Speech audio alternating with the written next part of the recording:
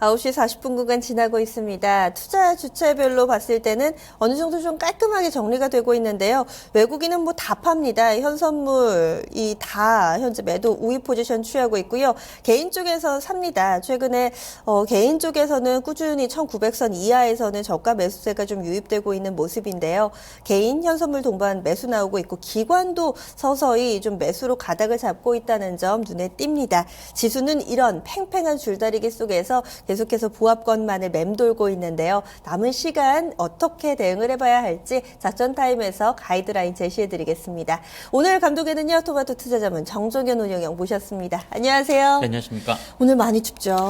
예, 많이 춥습니다. 네, 근데 추위 많이 안 타시잖아요. 예, 뭐 저는 뭐 딱히 계절에 대해서 이렇게 민감하게 반응하는 편이 아니라서. 네, 아유, 예, 겨울은 또 좀 부럽습니다. 추워야 또 제 맛 아닌. 감기 조심하세요. 네, 알겠습니다. 네, 오늘 작전명 어떻게 잡으셨어요? 네, 오늘 작전명은 데자뷰라고 드리도록 하겠습니다. 어디서 많이 본 듯하다 이런 얘기인데 어떤 이유에서 오늘 작전명 잡으신 거죠? 사실 지난주 제가 이 시간에 말씀드릴 때도 뭐 1900선 살짝 하회하는 그런 수준이었는데 뭐 그 수준에서도 이렇게 뭐 크게 제가 뭐 두렵다라고 하는 표현은 안 해드린 것 같습니다. 다만 시장이 뭔가 어떤 모멘텀을 갖고 올라야 되는 그런 타임이라 볼 수 있겠는데 그렇지 않다 보니까 자꾸 과거에 비교를 하게 되죠. 그러니까 지금의 어떤 지수가 어느 정도의 지수의 현황이다. 그리고 무엇이 좋아져야 또 오를 수가 있다라고 하는 것은 뭐 잠시 또 말씀드릴 체크 포인트에 다 포함이 되어 있습니다만 현재 어떤 불확실한 어떤 국면을 벗어나는 데 있어서의 어떤 뭔가 그 확실한 게 없다 보니까 네네. 자꾸 과거의 어떤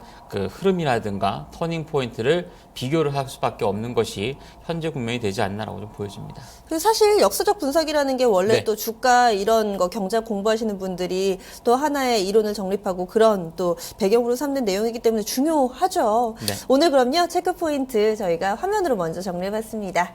오늘의 체크 포인트는 세 가지인데요. 먼저 2008년, 이 숫자만으로도 약간 위협적인데요. 그리고 중국 나왔고요. 마지막으로 외국인입니다. 2008년 이때랑 비슷하면 안 될 텐데요. 2008년 왜요? 리먼 사태가 발생했을 당시의 그쵸. 흐름이죠. 워낙에 그 지금의 어떤 현황이 안 좋다 보니까 또한 이제 지수의 어떤 상황도 그렇고 그래서 지수의 어떤 뭐 절대적인 수준이 똑같진 않지만 네. 경기 상황이라든가 이런 것들이 워낙에 안 좋다 보니까 자꾸 2008년도를 많이 비교를 하게 되는 것 같습니다. 먼저 그림을 하나 보시면 코스피 지수의 어떤 현재 어떻게 보면서 봤을 때의 어떤 저평가되어 있냐라고 하는 네. 그런 부분을 보게 되면 현재 뭐 PBR 가치를 많이 보게 되죠. 그러니까 주가가 많이 떨어짐으로 인해서 와 과연 뭐 전체 어떤 시장의 본질 가치, 즉 장부 가치 대비했을 때에 어느 정도 수준까지 떨어져 있느냐라고 하는 부분을 많이 비교를 하게 됩니다. 좌측에 동그라미 쳐져 있는 이제 2008년도 말 리먼 사태가 발생하면서 주가가 급락했을 당시인데 결국에 현재 PBR 수준으로 봤을 때 뭐 증권사마다 조금씩 다릅니다. 뭐 네. 0.9배다 아니면 0.8배다. 맞아요. 뭐 내외권역이 그것도 나타나고 있다는 있는데 지금의 지수대가 뭐 대략적으로 봤을 때 뭐 0.9에서 0.8 정도 수준이라면은 2008년도에 그 극심했던 공황 상태에서 잠깐 하향 이탈했다가 반등했던 그 타이밍 정도까지 현재 시장이 굉장히 많이 떨어져 있다라고 볼 수 있습니다. 물론 네. 종합 주가 지수상으로 봤을 때 당시는 뭐 1700선 이렇게 왔다 갔다 하는 수준이었지만 지금은 이제 뭐 한 2000선 아직도 뭐 1900선에서 왔다 갔다 하고 있는 모습이긴 하지만 네. 그 정도 수준까지 떨어지지 않는다고 해도 현재 어떤 기업들의 실적이라든가 뭐 이런 것을 감안했을 때에 뭐 거의 비슷한 수준까지 하락해 있기 때문에 전체적인 시장이 굉장히 저평가되어 있고 상승할 수 있는 그런 타이밍이 임박했다라고 하는 것들을 많이 반영을 하고 있다라고 볼 수 있습니다.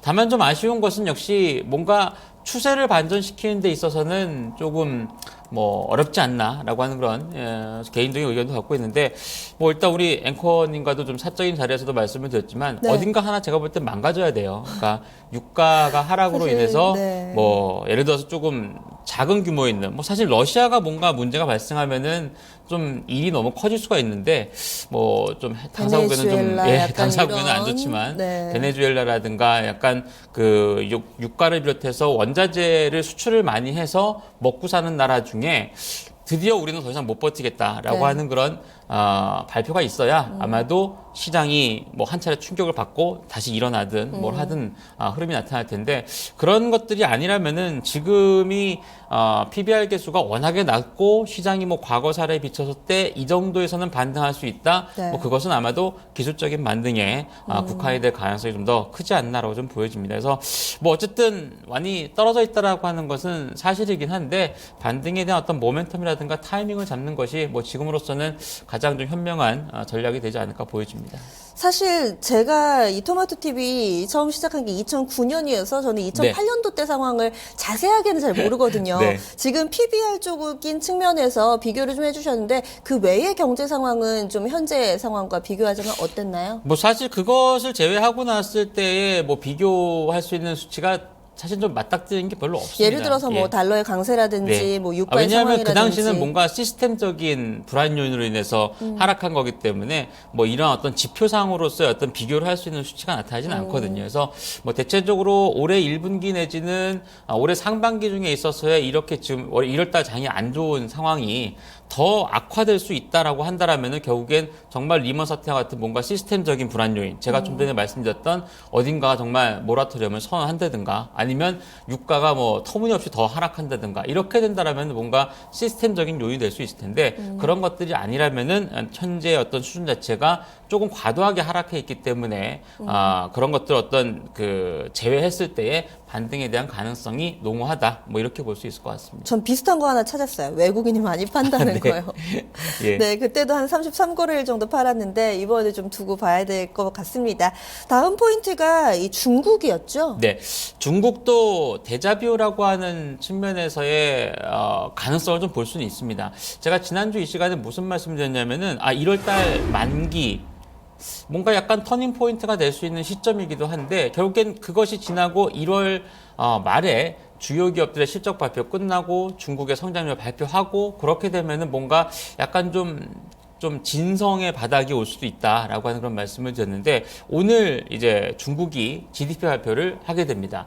4분기 GDP 성장률이 발표가 되면서 결국에는 중국 증시가 조금 안정화를 찾을 수 있을 것이냐라고 하는 것이 또 핵심적인 포인트가 될 수 있을 것으로 판단이 되는데요. 그림을 하나 보시면 지금 이제 우리나라가 이제 12월 달부터 이제 최근까지 주가가 많이 떨어지기도 했습니다만 지금 그림에서 보시는 건 중국 증시의 움직임입니다.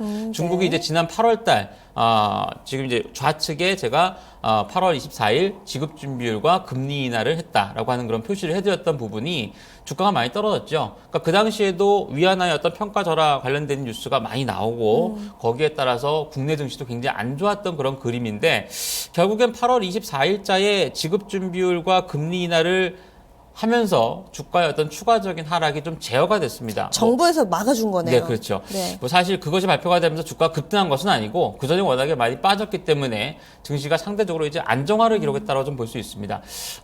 현재 이제 오늘 11시 구간대 정도가 되면 4분기 GDP 성장률이 발표가 될 겁니다. 그쵸. 뭐 대부분 다 아시다시피 6%대 중후반 정도가 나올 것이고 중국 당국이 올해도 뭐 6% 중후반에서 한 7% 정도를 목표를 삼고 있다는 점을 감안해 보면 네. 글쎄요 최근에 어떤 증시라든가 경기 상황을 봤을 때 과연 또 좌시를 할 것인가 아니면은 모종의 대책이 나올 것인가라고 하는 부분을 중요하게 봐야 될 것 같습니다. 뭐 한간의 소문대로 우리나라 증시는 2번의 출발을 한다. 즉 원래 시간대로 한 번 하고 중국 그쵸. 증시 시작할 때 다시 한 번 또 출발한다라는 얘기도 있는데 일단 오늘의 어떤 중국의 주가 움직임도 중요합니다만 성장률 발표된 이후에 정책에 대한 어떤 기대감이라든가 현실화되었을 때 중국 증시가 좀 안정화를 기록하고 거기에 따라서 국내 증시도 일정 수준 좀 반등을 하거나 상대적으로 좀 더 좋은 모습을 보일 가능성도 있지 않나 보여집니다. 저희 마켓 2막 2장에서 중국 증시 시황과 함께 이런 지표 내용들 정리해 드리니까요. 토마토 TV에서 함께 확인해 보실 수 있습니다.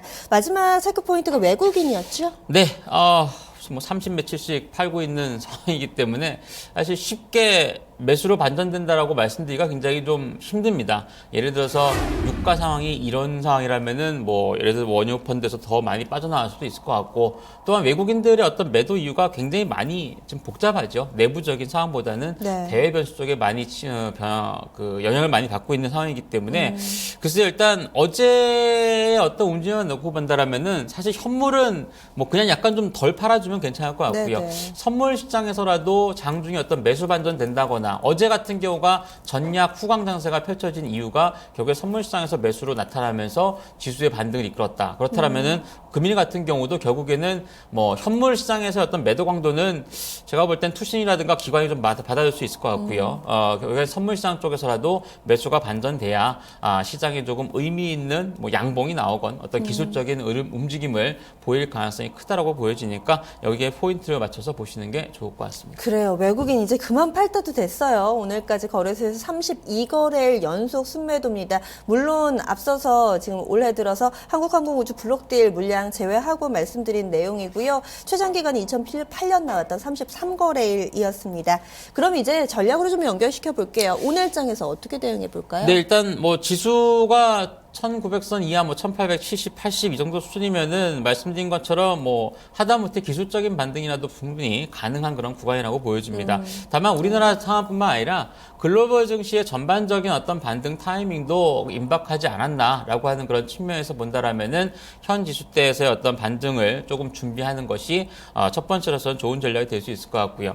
두 번째로서는 일단 모멘텀적인 측면하고 정책 관련 종목군들을 공략하시는 게 좋을 것 같습니다. 예를 들어서 뭐 모멘텀을 한다라면은 올해 전반적으로 전기차를 비롯해서 뭐 스마트카라든가 2차 전지라든가 뭔가 좀 된다라고 하고 표현이 되고 있는 OLED도 좋고요. 이런 쪽에 대한 어떤 종목군을 골라 나가시는 게 좋겠고 네. 전일에 있어서의 뭐 정부가 다시 한번 또 바이오 헬스케어 쪽에 대한 창조 경제에 대해서 어떤 자금을 투입하고 지원을 하겠다라고 하는 부분이 나타났다라면은 결국엔 또 이 부분도 정책적인 부분으로서의 수혜를 얻을 수 있는 그런 종목군들과 업종군들이 나타나지 않나라고 좀 볼 수 있을 것 같습니다. 마지막으로서는 역시 아직까지는 뭔가 추세적인 반등을 이끌기보다는 기술적인 반등에 조금 더 포커스를 맞추는 게 좋을 것으로 판단이 됩니다. 중국과 해외 증시의 움직임, 뭐 제가 볼 때 1월 말까지 정도만 보면 결국에 이것이 반등이 나타났을 때 1900선 내외권역이냐 아니면 그 이상을 갈 수 있을 것이냐라고 하는 부분을 알 수 있을 것으로 판단이 되는데 일단은 1900선 내외 정도까지의 1차적인 반등을 목표하시면서 대응을 하시는 게 좋을 것으로 보여집니다. 오늘은 제일 중요한 게 앞서서도 얘기해 주셨지만 11시에 나오는 중국의 4분기 GDP잖아요. 네. 이것이 좋을 경우, 안 좋을 경우 시나리오를 짜서 대응 전략 좀 간략하게만 세워주신다면요. 일단 뭐 좋게 나온다라면은 사실 뭐 그렇게 제가 볼 때 만열 나타나지는 않을 것 같습니다. 뭐 그간에 워낙에 증시가 좀 안 좋았고 이런 부분이 뭐 선반영됐다라고 하면은 뭐 좋게 발표됐을 때 예상 밖에 나쁘지 않다. 하지만 이렇게 된다라면 결국엔 뭔가 모종의 정부가 내밀 수 있는 카드가 좀 없어지지 않을까요? 그렇게 본다라면은 지표가 좋다라고 해서 증시가 뭐 폭발적인 상승을 기록하거나 그러지는 않을 것 같고요. 나쁘게 나온다라면은 오히려 정책에 대한 기대감이 나타날 수 있기 때문에 하락폭은 제한되면서 저점을 자꾸 다져나가는 그런 움직임이 나타날 것으로 보여집니다. 좋게 나오나 안 좋게 나오나 어느 정도 좀 바닥은 어느 정도 나왔다라고 보시는 거네요. 네. 네, 알겠습니다. 오늘 말씀 고맙습니다. 감사합니다. 작전 타임이었습니다. 오늘의 감독 정종현 운영역이었습니다. 다시 한번 정리해 보시죠. 작전명은 데자뷰입니다. 어디서 본 듯한 시장의 좀 조정 양세가 꾸준히 이어지고 있는데요. 이런 가운데 이제 서서히 좀 반등 타임이 가까워 왔다라는 평가 나왔습니다. 이에 따라서 모멘텀을 가지고 있는 종목 그리고 연초이니만큼 정부 정책 쪽에 집중할 필요가 있다는 전략이고요. 하지만 이 반등은 1900선 내외 정도 기술적인 반등에 그칠 것이기 때문에 이 부분 유념해 두시면서 투자 전략 세워보시기 바랍니다. 저희가 여러 가지 투자에 대한 조언들 드리고 있습니다. 이 부분들 또 여러분들이 고개를 끄덕끄덕 하신 내용도 있으실 거고요. 약간 의아하신 내용도 있으실 겁니다. 여러분들의 투자 성향에 맞게 이 부분 잘 활용해 보시면 좋을 것 같고요. 그 내용이 종목의 상승과 하락을 보장하지는 않는다는 점 다시 한번 강조드립니다. 남은 시간 성공 투자하시고요. 내일 이 시간 뵙겠습니다. 고맙습니다.